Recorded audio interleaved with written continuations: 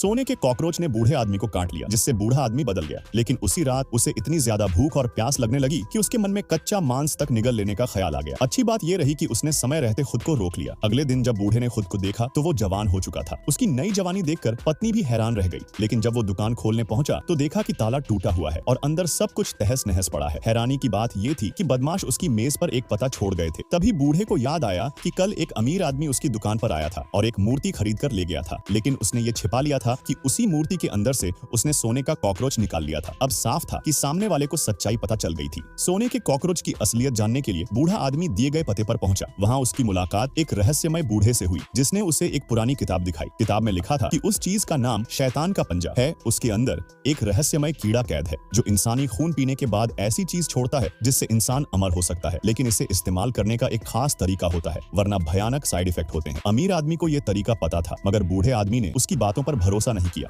वो घर लौट आया और गलत तरीके से शैतान के पंजे का इस्तेमाल करता रहा। जवानी का नशा उसे पागल कर चुका था। धीरे धीरे उसे टमाटर के रस से अजीब लगाव हो गया और उसका चेहरा सड़ने लगा। एक दिन सूरज की किरण घर में पड़ी और जहां रोशनी पहुंची वहां से धुआं उठने लगा। सामान्य इंसान बनने के लिए बूढ़ा आदमी चोरी छिपे अमीर आदमी के घर पहुंचा ताकि किताब ढूंढ सके।